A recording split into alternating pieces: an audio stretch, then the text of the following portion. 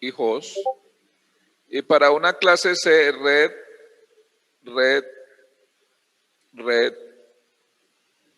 y host.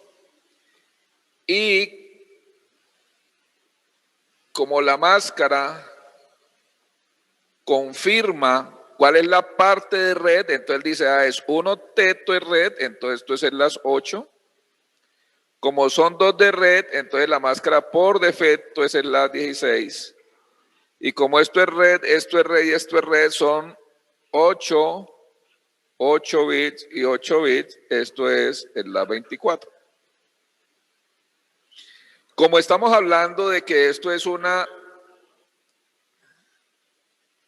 dirección clase A, nuestro ejemplo, y en nuestro ejemplo esa clase A le colocaron el LAS 24, entonces lo que ustedes están diciendo, listo, a esa dirección clase A le están colocando una máscara del LAS 24, o sea que si vuelvo al tema sería R por defecto host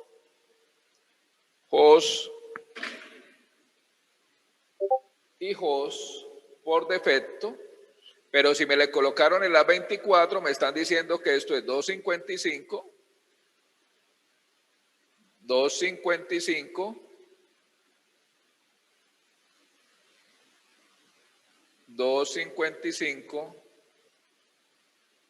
0.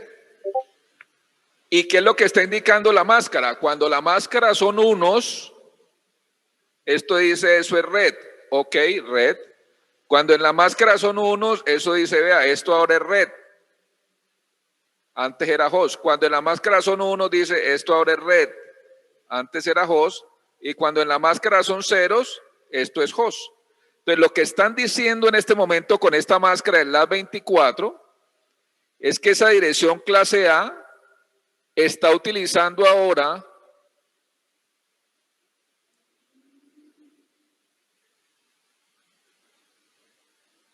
estos 2 octetos como su red. O sea que la cantidad de sus redes serían 8 y 8 serían 2 a la 16 sus redes. Eso es lo que nos está indicando esa máscara. ¿Y cuánto les da 2 a la 16? ¿Me ayuda alguien ahí?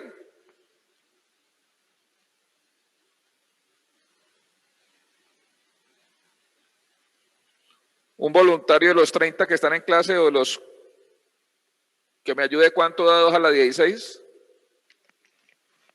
65.536. 65.536.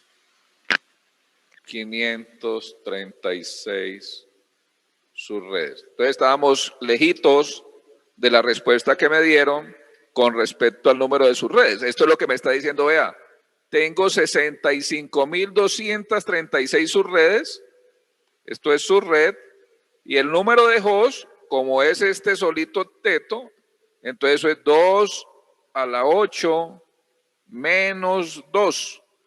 ¿Por qué menos 2? Porque tengo que restar la dirección de red, que es cuando todos los bits de host, cuando todos los 8 bits de host son ceros, eso es red. Y tengo que quitar la dirección de broadcast,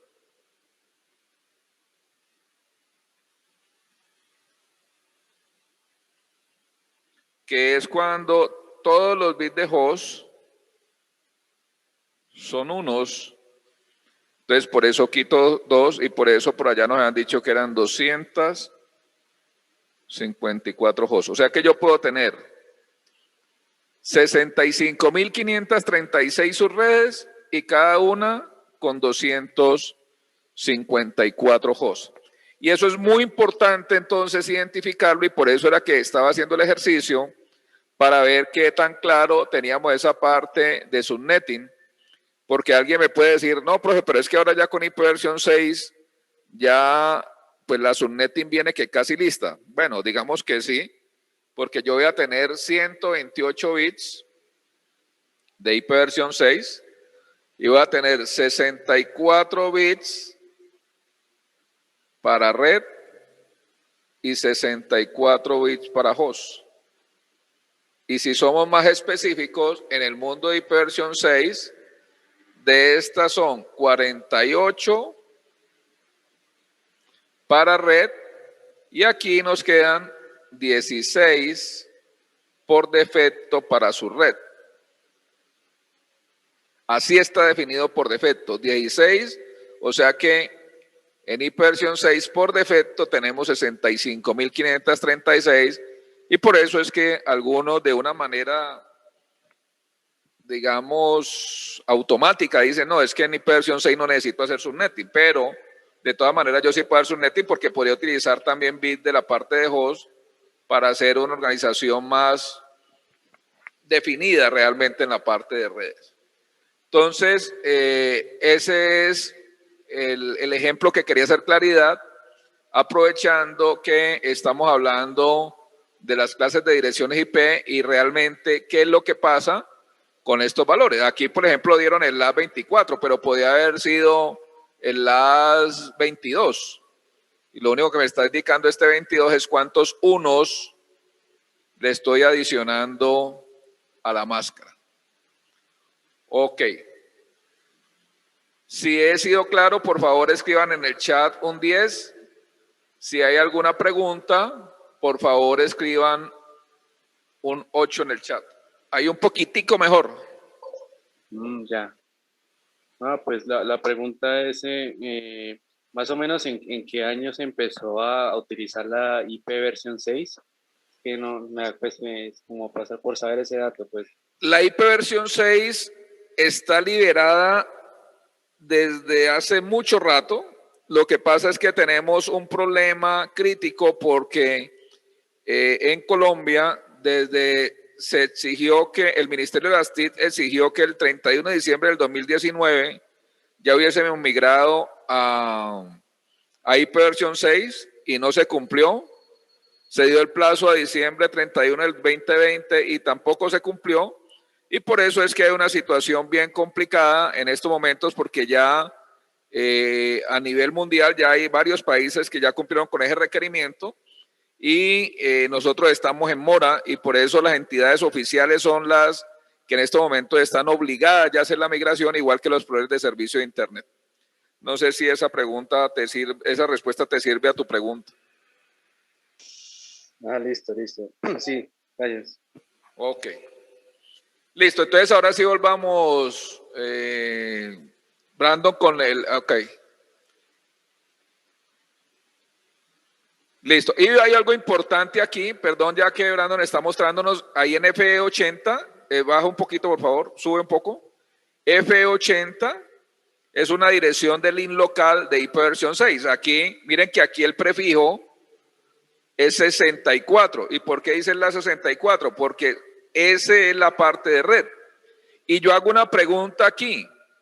En esta dirección, y ojo que nosotros debemos ya tener la estructura de IP versión 6, ¿cuántos bits hay aquí en esta dirección que nos está mostrando Brandon en el tablero? Escríbanme en el chat cuántos bits tiene esta dirección que Brandon nos está mostrando aquí en INET 6.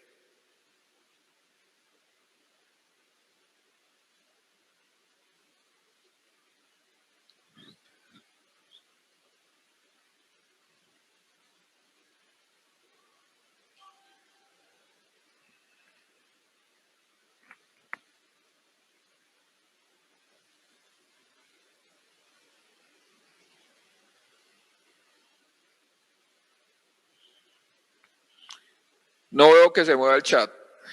40, 80. Lo primero que todo es que las direcciones IP versión 6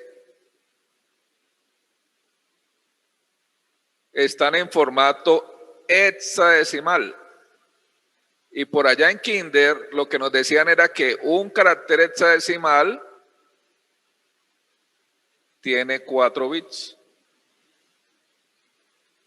O sea que aquí harían 1, 2, 3, 4. 4 por 4 es 16 bits. Entonces, aquí tenemos 16 bits. Y como decían por allá, cuando es 2 puntos, 2 puntos, 2 puntos seguidos, esto nos está representando una cadena de ceros seguidos. Y yo alcancé a hacer el cálculo 80, yo vi que eran 80, conté 80, si divido 80 entre 16, eso me estaba mostrando, a mí me dio el cálculo 80 bits. Si yo divido 80 entre 16, eso me da 5. O sea que yo estaba viendo 5 estetos. Yo voy a decir que esto es un esteto. Como no me acuerdo de los números, yo voy a decir que había 1, 2, 3, 4, 5, es la 64. Entonces lo que hice fue contar 16 más 16 más 16 más 16 más 16, perdón.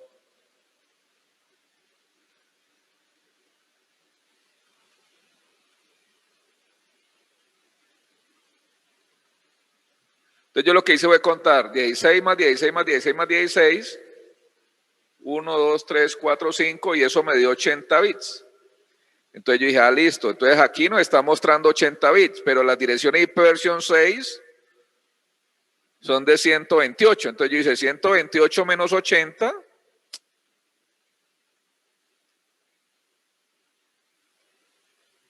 Y esto es fundamental que lo tengamos claro porque debemos tener claro IP versión 6. Esto me da entonces 8,48. O sea que esto me está diciendo que 48 son ceros.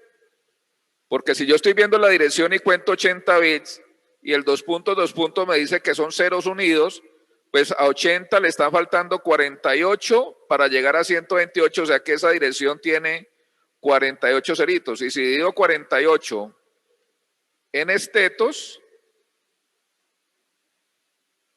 esto me estaría dando 3, ¿no es cierto? 3 por 6, 18, 48. O sea que realmente aquí habían 1, 2, 3, 4.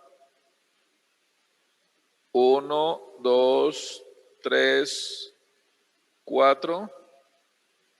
1, 2, 3, 4. O sea que aquí serían 16, 16 y 16 para 48. ¿Y qué es lo más interesante ahora? Que esto me dice que es 64. Entonces este 64 me está diciendo, vea, esta es la parte de red. Entonces aquí tengo 16, aquí tengo 48, 16 más 48, ¿cuánto me da? 6 y 6, 12, 14, 64. O sea que me está diciendo que la dirección de red es esto y que la dirección de host es esto.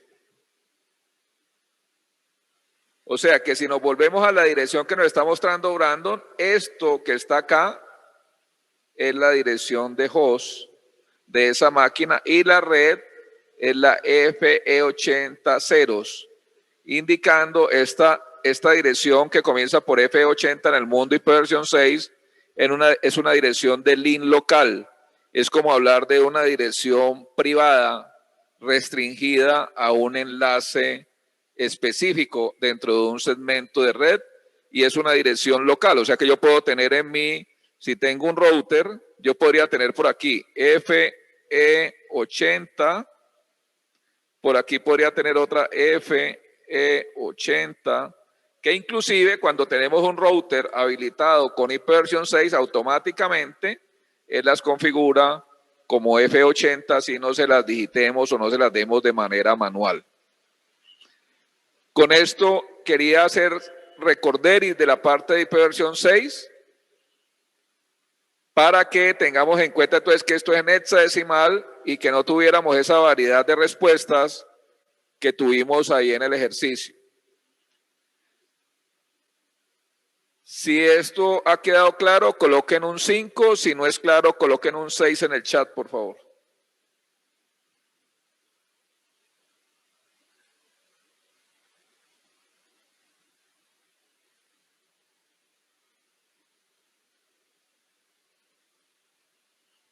informáticos, telemáticos en las empresas, preguntitas sencillas como esas. Listo, sigamos entonces, sigue avanzando por favor. La siguiente opción era abrir una página de navegador. Yo abrí esta. Ok. El sistema operativo que se instaló presenta fallas. Es muy fácil de volver a instalarlo desde un archivo o desde la imagen del sistema operativo con el que se cuenta. Es más ecológico porque puedes tener varios entornos o sistemas operativos en una sola PC, permitiendo ahorrar energía y materiales de cómputo, hardware. Y las desventajas son que en caso de que se ejecuten varios sistemas operativos, el rendimiento de la computadora se puede comprometer. La ejecución de estas máquinas virtuales son menos eficientes que las de una máquina real o física y algunas aplicaciones no son compatibles con la virtualización. Ok, Brandon, muchísimas gracias. A usted, Brandon. Bueno, entonces voy a pedir AAA y van a agregar grupos, usuarios, contraseñas, permisos simbólicos, permisos absolutos. Ok, listo. Pues en lo primero, el paso 1 era, pues, obviamente, ingresar el usuario Cisco con la contraseña que ya da. De ahí tocaba ir a terminal. De ahí tocaba hacer eso. ¿Lo muestro de aquí o lo muestro también con las fotos de la actividad que hice? O sea, con los No, así está bien. ¿Así está bien? Ah, vale. Pues hace sudo y después toca usar este comando. El global. ¿Para qué utilizaste el comando sudo su? Es para el presentes y con la contraseña de estar. Toca verificarlo desde acá, o sea, desde aquí, para ver si fue todo correcto, si apareció. Ese comando era para mostrar los archivos ocultos, lo hice también y parecían más raros que para.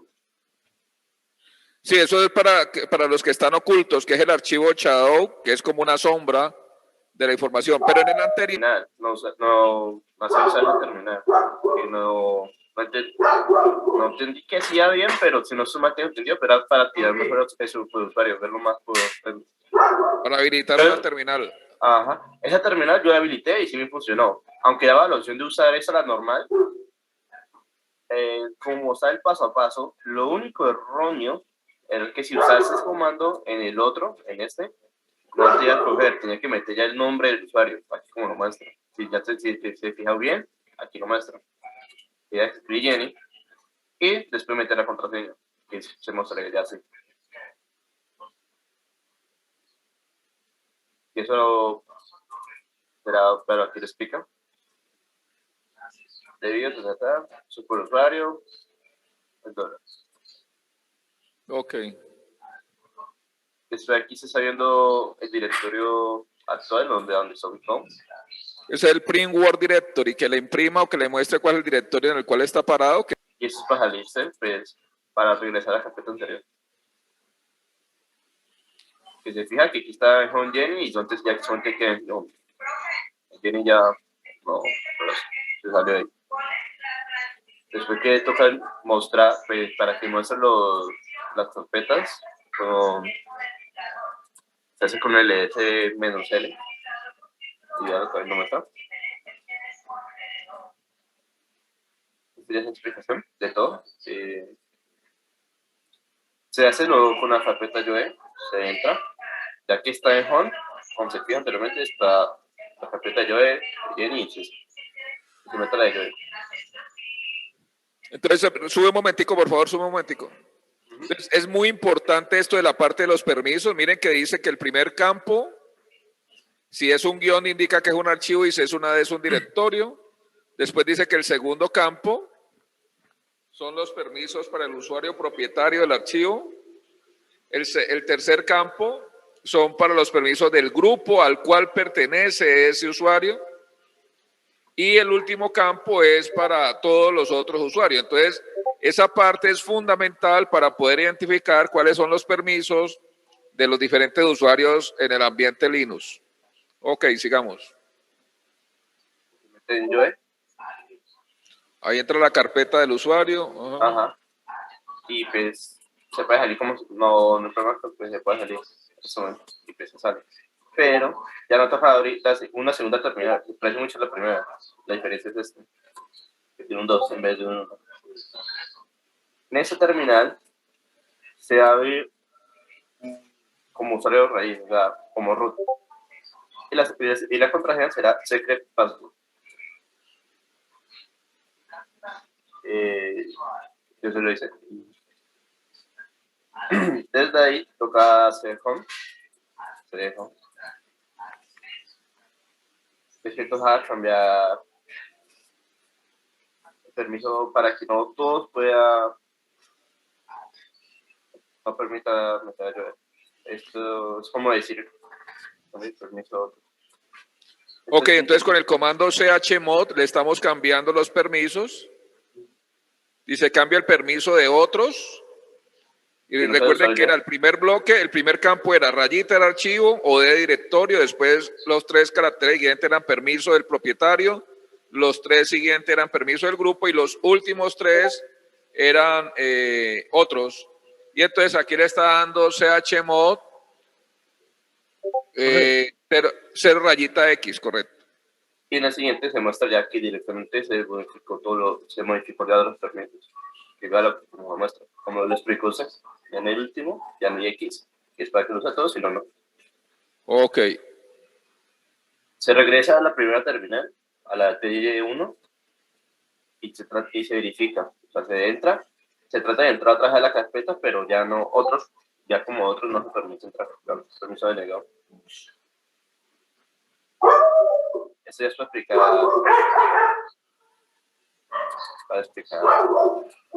qué hace los comandos.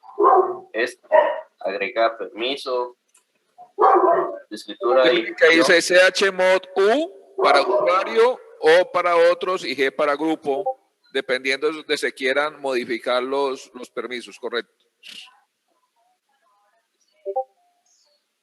Y ya pues toca dile escribir para salirse de la terminal, que eso era reseteado, no era cerrada en sí, sino era reseteado.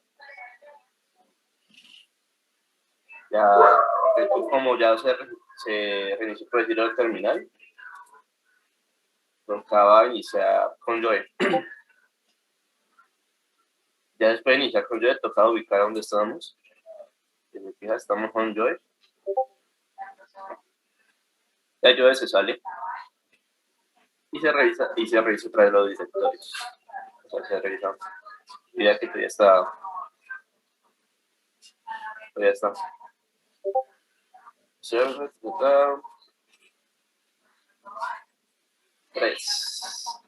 Escritura de ejecución. Y ahí está la relación en binario, ¿no? Sube. Ahí dice 0. Ahí en la tablita que dice número, permisos, dice la siguiente tabla describe cada valor absoluto y los permisos correspondientes. Para escribir 7, pues necesitamos 3 unos, entonces tiene lectura, escritura, ejecución. Pero por ejemplo 3 sería 2 a la 0, 2 a la 1, 2 a la 2, sería 1, 0, 1, indica que es escritura y ejecución y así sucesivamente. Por eso entonces el comando chmod 764 está diciendo entonces que para el propietario es lectura, escritura, ejecución. El 6, que es el segundo bloque, sería para el grupo al cual pertenece el usuario, sería lectura y escritura. Y para los otros es solamente lectura. Ok.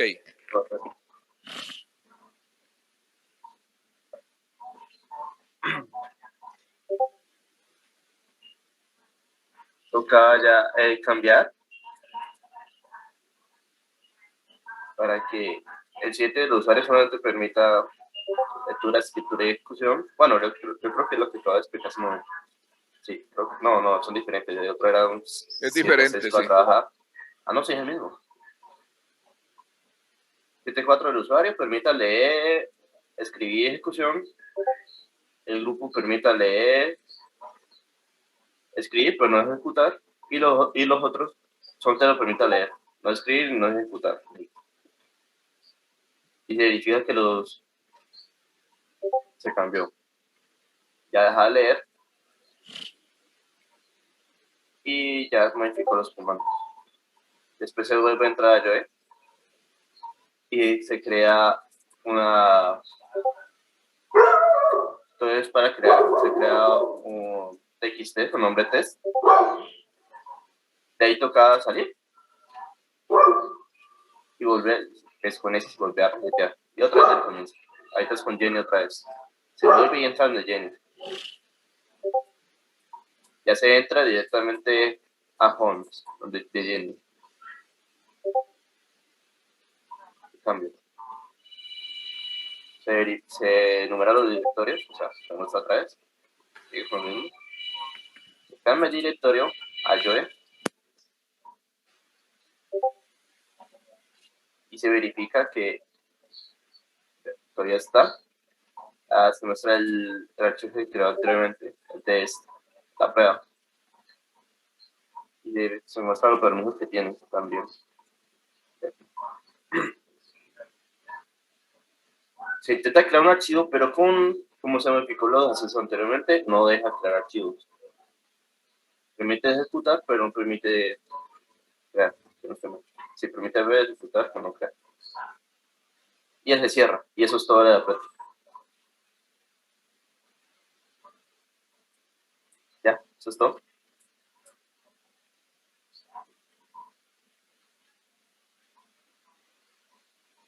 Por un momento que el profe está tomando. Vale.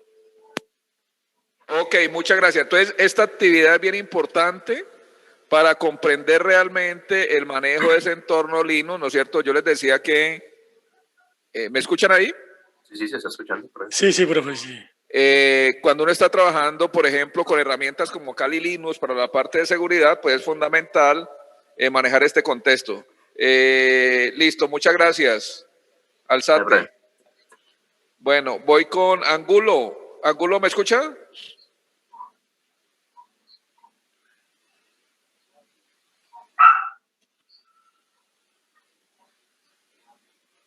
¿Angulo me escucha? Bueno, Betancur, ¿me escuchas? Sí, señor. Listo. Editor de texto, que abriera el archivo. Bueno, ya no lo tengo porque ya hice el ejercicio. O me confundí de ejercicio. Espera un momentico.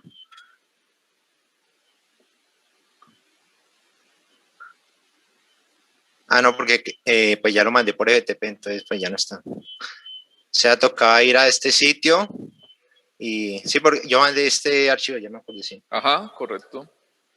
Entonces tocaba ir a este sitio, uno lo desencriptaba y pues, es que yo pegué la imagen. Es que estoy en el que no es, en el sitio que no es, claro. Estoy en Gotham Bank y es el Heracon, aquí está María, ahora sí. Entonces me decía que abría este archivo, yo copiara esto, fuera a esta página, lo descifrara. Descifrarlo me da estas credenciales, que es Mari Cisco 321. Cargar los datos confidenciales mediante FTP. Entonces, que abriera primero que abría en clientinfo.txt. Acá. Me sale esto que también está encriptado, entonces también iba a desencriptarlo. Lo mandaba por FTP usando el usuario que ya había desencriptado acá arriba, Mari Cisco 321. Y pues yo enviaba eso a otro PC y desde ese PC era que yo hacía el desencripte. Aquí entro en FTP, miro si no es que no está el archivo, lo transfiero. Luego ahora sí está el archivo en el sistema de FTP, salgo. Entonces ahora voy a Metropolis Bank, al computador de Bob, que es que como tal el que puede hacer esto. Me toca también hacer el mismo proceso y mirar el FTP login de Bob, que está acá. Pues este mismo y desencriptarlo. Eso me da bot. Contraña era Ninja 321, creo. Ninja 321, por aquí está. Bob y Ninja 1, 2, 3 al revés.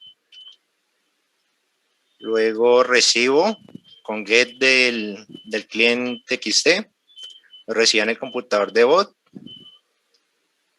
Entonces hacía get client info txt, transfería, quitaba y comprobaba que si estuviera pues ahora en el computador de bot.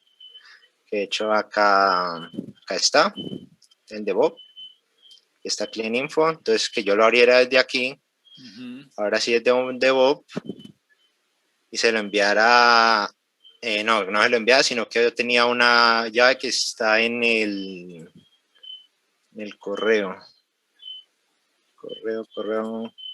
aquí. Entonces yo usaba esta clave de desencriptación, yo abría, o sea, copiaba ahora sí el contenido de client info txt, iba acá y esto me pedía una clave que era esa Cisco 123 y me daba estos nombres, pues la información de los clientes. Entonces acá pregunta que cuál es el nombre de la primera cuenta, entonces qué es plato y qué está la información completa.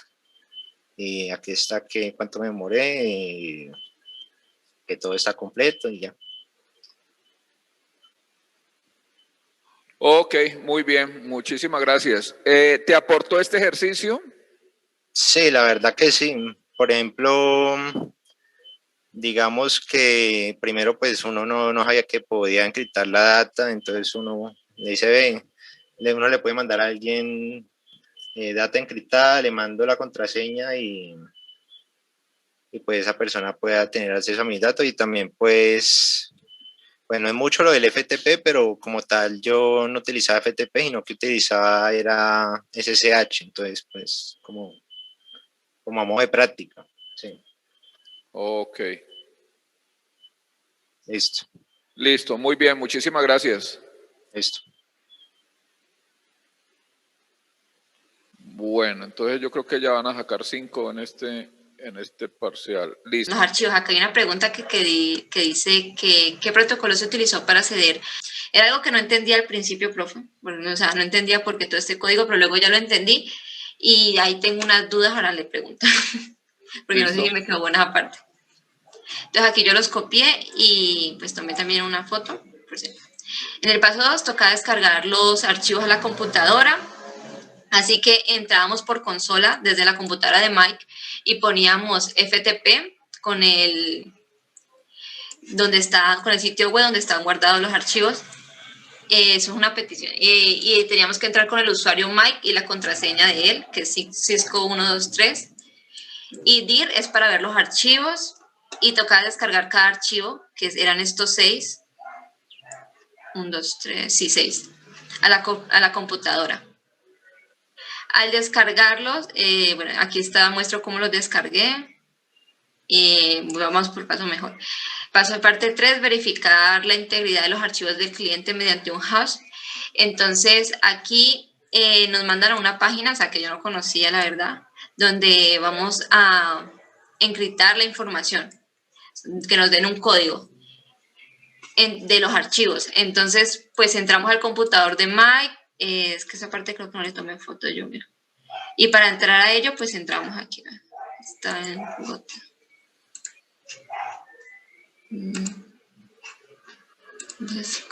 Y entramos al editor de texto y aquí abríamos los archivos. Entonces aquí están los archivos. Y esto había que copiarlo y pegar y ir a la página para que nos diera ese código.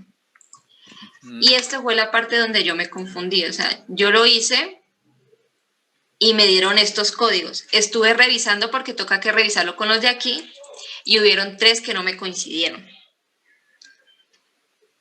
Y yo intenté cambiarlo, o sea, no sé si a todos les dio igual, pero pues yo acomodé bien los espacios y todo, pero igual me daban 3 que no me coincidían. Entonces no sé si me haya quedado aparte. Ok, no, eso está bien. Lo que pasa es que, digamos que voluntariamente hay o no un error en lo de Cisco, pero lo que quiere decir esto es de que en el momento en que se transmitieron los archivos, hubo un cambio en la integridad y por eso los hash no dan iguales. Ok. A mí también me dieron 3 así malos. ¿Sí? Solamente me dio uno. Sí.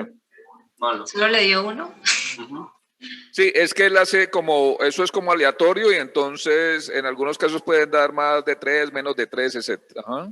Ok, sí, porque a mí me dieron que los archivos que se manipularon fue el seclients.txt, el netclients.txt y el nwclients.txt. Ok. Luego toca descargar los archivos sospechosos a la computadora de salida. O sea, tocaba que descargar los archivos que tenían, o sea, estaban alterados, que eran estos 3 que me tocó a mí.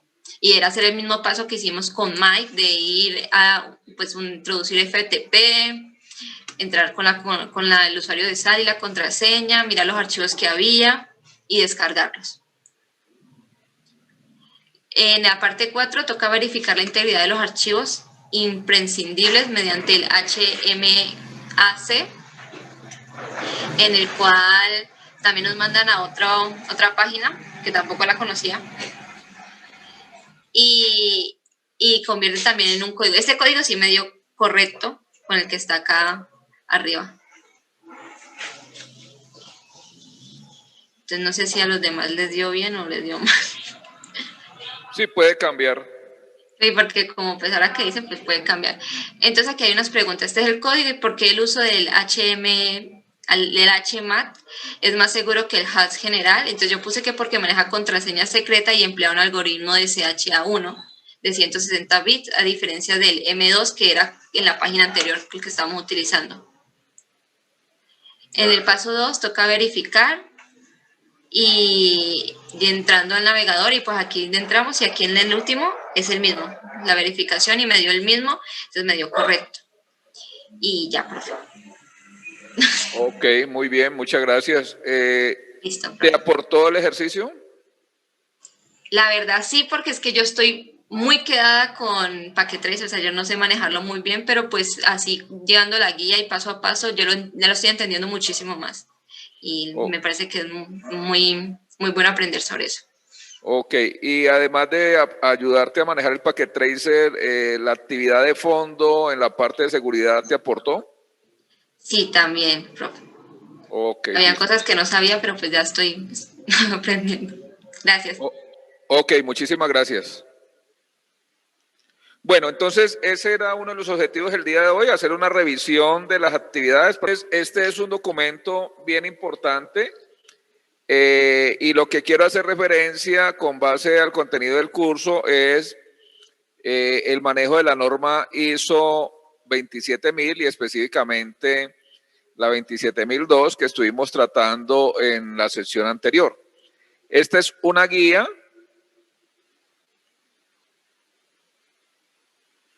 la guía número 8 del Ministerio de las TIC. Y primero que todo, pues quiero que nos quede claro de que el Ministerio de las TIC tiene una documentación ya muy bien trabajada y la idea es utilizar las guías para poderse apalancar en los requerimientos de las organizaciones. Entonces aquí, por ejemplo, dice controles de seguridad y privacidad de la información. Esta es la guía de seguridad en el ambiente de seguridad y privacidad de la información. Y como les decía, esta es la guía número 8. Y esta guía entonces número 8, aquí hay un historial del 2016, no sé si en este momento ya haya una guía más actualizada, realmente, pero voy a fundamentarme en ella inicialmente para verificar o que revisemos este contexto. Aquí hay unos derechos de autor, todas las referencias de los documentos del modelo de seguridad y privacidad de TI, son derechos reservados del Ministerio de Tecnología de la Información, todas, y lógicamente están relacionados con gobierno ya no en línea, sino gobierno digital.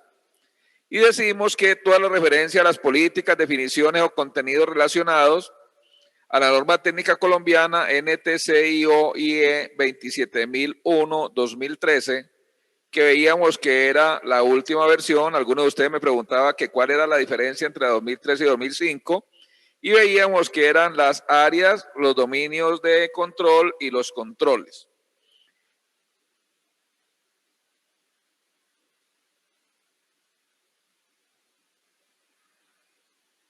Bueno, aquí en audiencia, pues básicamente para los que estamos en esta temática, y aquí hay una introducción.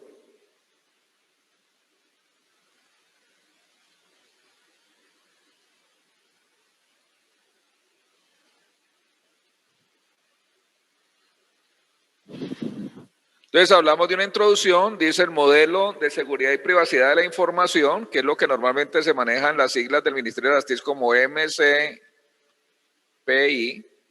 que es el modelo de seguridad y privacidad de la información. En la fase de planificación realiza entonces la selección de controles. Entonces aquí es bien importante que cuando estamos hablando de seguridad, pues necesitamos unos controles que nos garanticen la confidencialidad, la integridad y la disponibilidad.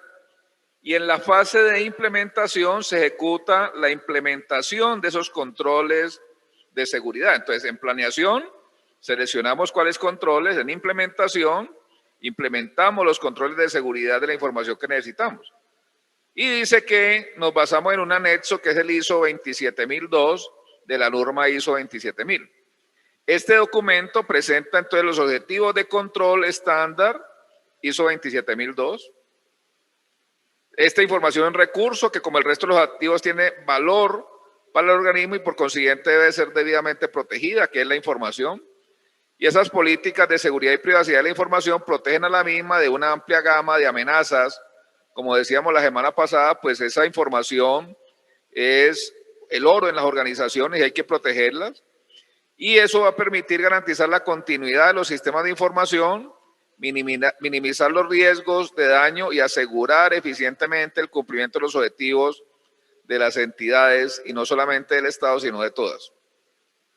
Es importante que los principios de política de seguridad y privacidad descritos en este documento se entiendan y asimilen al interior de las directrices de gobierno, y aquí es importante hablar de COVID, que son todas las directrices de gobierno de TI. Entonces, esa es la introducción de esta guía, que es la guía número 8, la cual yo también se la voy a compartir, y si ustedes pueden mirar, esta dice 2016, mirar si alguien en este momento tiene la oportunidad de verificar si hay la guía 8 más actualizada, pues excelente para que nos lo haga saber de una vez. Es el objetivo proteger la información de las entidades, los mecanismos utilizados para el procesamiento de la información frente a las amenazas internas o externas, deliberadas o accidentales, con el fin de asegurar el cumplimiento de la confidencialidad, la integridad, disponibilidad y confiabilidad de la información. ¿Cuáles son los objetivos? Establecer, implementar, operar, monitorear, revisar y mantener y mejorar un sistema de seguridad de la información. Y aquí entonces hablamos de los sistemas de gestión de seguridad de la información, que son los que finalmente hay que certificar a través de la norma ISO 27001.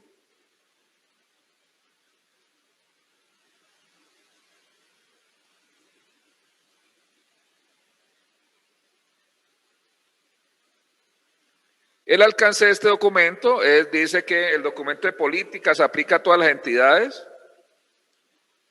y pues lógicamente este documento, como es del 2016, habla todavía de gobierno en línea, pero hoy ya estamos hablando de gobierno digital, ¿sí? Importante tener en cuenta ese dato. Y aquí entonces nos muestran la tabla de controles ya basadas en la guía que lo nombramos la semana pasada en la presentación del capítulo 2.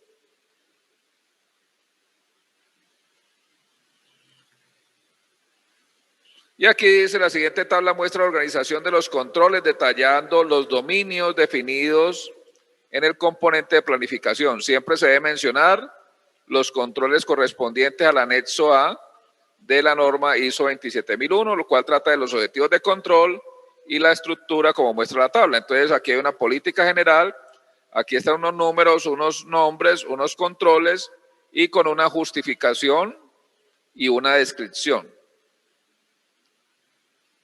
Y esto es muy importante interpretarlo entonces en la norma. Dice, el campo se define así, número, este campo identifica cada uno de los controles, nombre, hace referencia al nombre del control, control, describe el control, dominio, describe si el control aplica para uno o múltiples dominios, seleccionada o excepción, cuáles controles sí vamos a elegir o no. Dice el listado de controles, además de ser utilizado para generación de la declaración de aplicabilidad. Este es un concepto muy importante en el mundo de la seguridad de la información y ciber.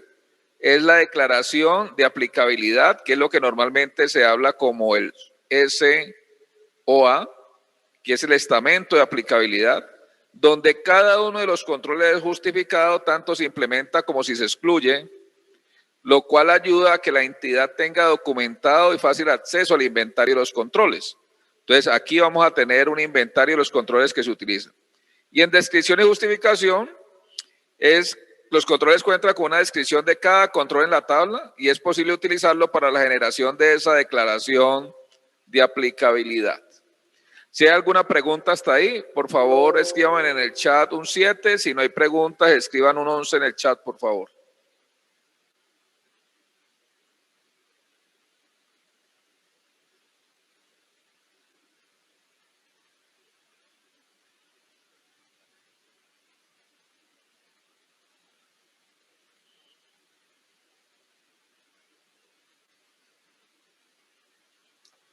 Ok.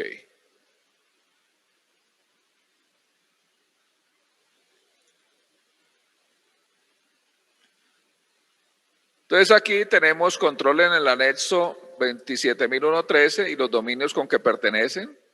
Aquí, por ejemplo, está el A5, que es la política de seguridad de la información. Ese sería el dominio. Aquí está el contexto de esos controles, A5.1, directrices establecidas por la Dirección para la Seguridad de la Información. Y el A5.1.1 es un control, política para la seguridad de la información. Y el A5.1.2 es la revisión de políticas para la seguridad de la información. Entonces miren que aquí hay unas áreas o un dominio. Aquí está lo general de ese control. Y aquí estaríamos diciendo que hay dos controles que tienen que ver con la política y la revisión de esa política. Y así sucesivamente. Los diferentes dominios y los controles. Y aquí entonces ya hablamos de esa declaración de aplicabilidad, que era lo que yo le nombraba ahora como el Statement of Applicability, que es el SOA. Es un elemento fundamental para la implementación del modelo de seguridad y privacidad de la información. Esta declaración de aplicabilidad se debe realizar luego del tratamiento de riesgos y a su vez es la actividad posterior a la evaluación de los riesgos. Entonces aquí tenemos claridad de que tenemos que analizar esos riesgos, hacer un tratamiento de riesgos para poder definir cuáles son los controles y después de que ya hemos definido controles, evaluar si efectivamente esos controles están minimizando esos riesgos. Esa declaración de aplicabilidad SOA debe indicar si los objetivos de control y los controles se encuentran implementados y en operación. Los que se hayan descartado, porque de pronto la organización dice no voy a utilizar todos los controles, se debe justificar por qué algunas medidas han sido excluidas, las innecesarias y la razón del por qué no son requeridas por la entidad. Dentro de la actividad a seguir, después de la elección de los controles de seguridad, se procede entonces a crear el plan de tratamiento de riesgos, esto con la finalidad de definir actividades necesarias para la aplicación de esos controles. Y aquí presentan un ejemplo o un formato de declaración de aplicabilidad. Entonces está el dominio, políticas de seguridad de la información. El objetivo de control, directrices establecidas por la Dirección para la Seguridad de la Información. Control, dentro de este dominio, dentro de este objetivo de control hay dos controles. Uno es la 5.1.1, que es políticas para la seguridad, y el otro control es revisión de las políticas. Entonces aquí dice objetivos, control o control seleccionado, sí o no. Si esos objetivos y esos controles van a ser utilizados o no. Razón por la cual se les seleccionaron. Aquí puede dar un número para explicar esa razón. Objetivo de control o estoy mostrando aquí es uno de los documentos que revisa el ente certificador de un sistema de gestión de seguridad de la información que puede ser ICONTET. Aquí está la justificación de la exclusión, alguna referencia al por qué y aprobado por la alta dirección, pues la organización cuando se manejan toda la estructura de seguridad como un proyecto de seguridad, pues tiene que tener el aval del jefe principal. Esto entonces es una guía muy útil y aquí la invitación es que ustedes van a hacer una actividad para entregar la próxima semana, que es básicamente en esa guía llevarla a un mapa conceptual o a un mapa mental, de tal manera que se pueda interiorizar un poco ese contexto. Y lo otro que les quería presentar, lo presenté y era este. Este es el resumen de esa guía.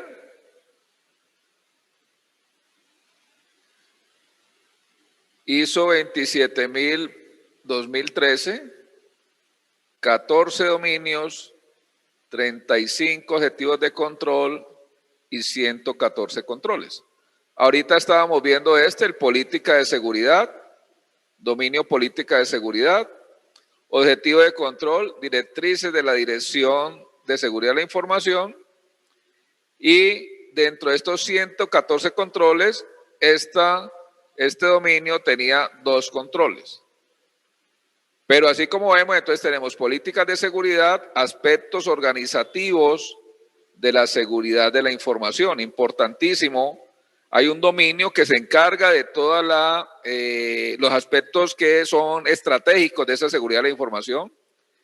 Hay otro que es también muy importante, recordemos que el eslabón más débil en la parte de seguridad es el recurso humano, y esta es la seguridad ligada a los recursos humanos. Entonces por aquí dicen antes de contratación, durante la contratación y cese o cambio de puesto de trabajo. ¿Qué nos está mostrando esto? Que al recurso humano hay que hacerle un análisis antes de que se contrate esa persona en la empresa.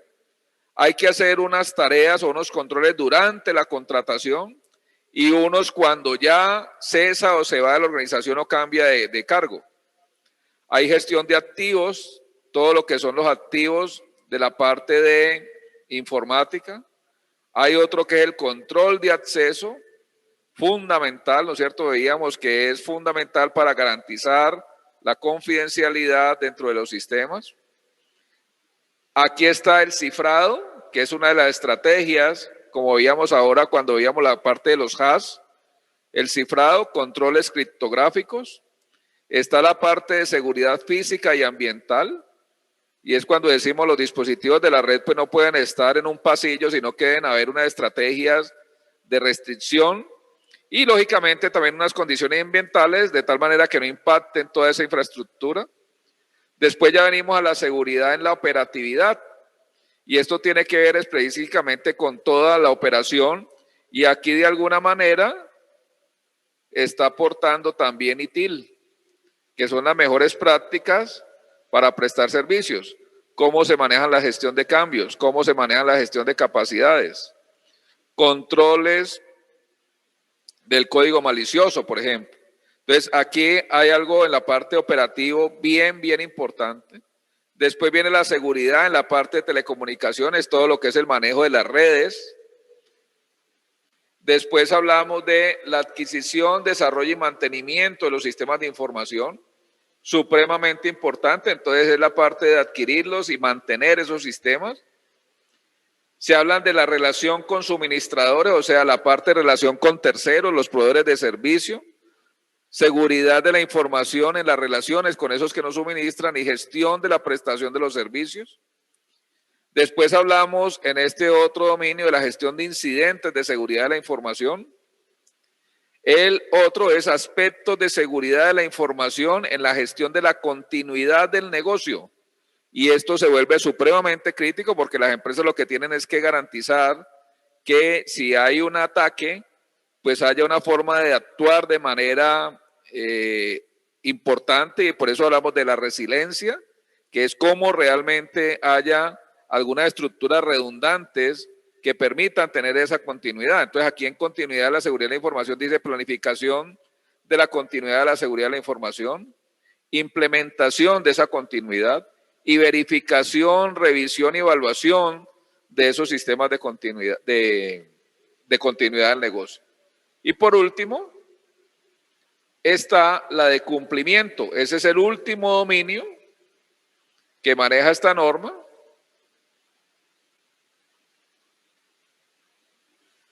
Que va a ser un insumo para el ejercicio posterior, que va a ser cumplimiento, y es cumplimiento de los requisitos legales y contractuales, identificación de las legislaciones, protección de los reglamentos de la organización, revisión de la seguridad de la información, revisión independiente de la seguridad, cumplimiento de las políticas y normas de seguridad y comprobación de ese cumplimiento. O sea que se han desarrollado una cantidad de controles, después lo que tenemos que tener es veracidad de que se cumplen y si realmente están impactando de manera positiva a lo que se busca en el sistema como tal.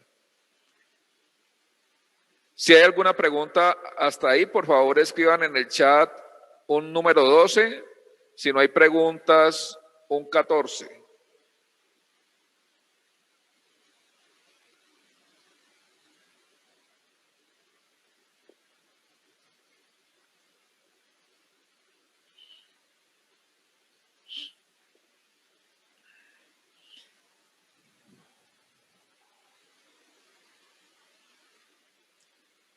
Ok, por aquí veo que Nicolás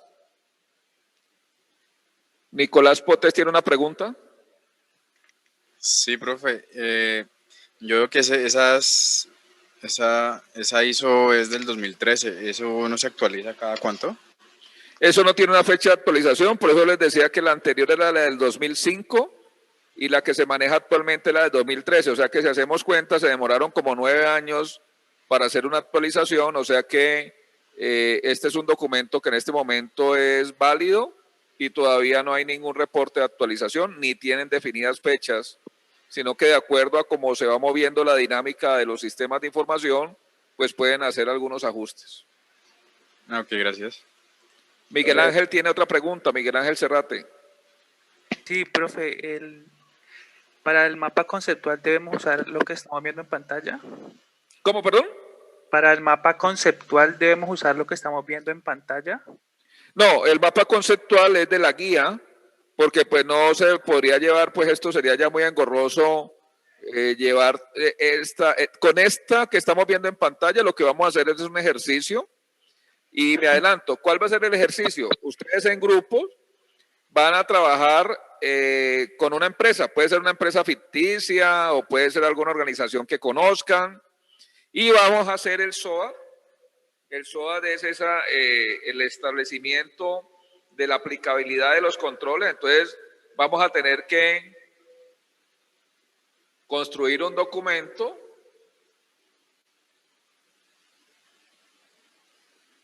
como este que está aquí.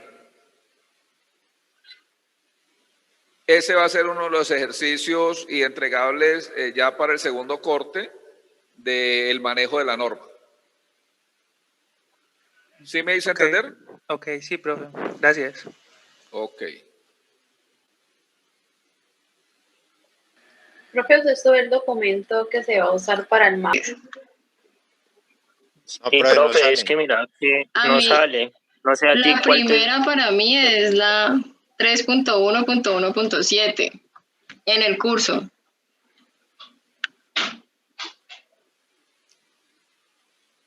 Ustedes recibieron un correo que los invitaba al... Bueno, permítanme un segundito, yo resuelvo aquí algo y después miramos eso otra vez. ¿Están viendo mi pantalla que dice Biblioteca de Seguridad? Sí. Este es el modelo de seguridad, fortalecimiento de la gestión de TI en el Estado. el modelo de seguridad y acá abajo están las guías.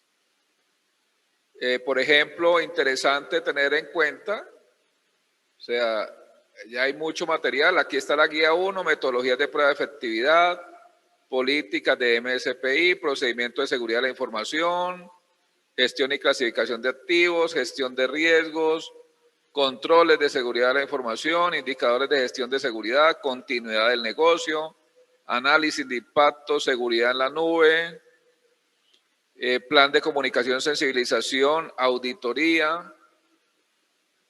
Estas son todas las guías que se tiene a través del Ministerio de las TIC, evaluación del desempeño, mejora continua, transición IP versión 4 y IP versión 6, es una muy buena guía, gestión de incidentes, modelo de seguridad y privacidad, aseguramiento del protocolo IP versión 4 y IP versión 6,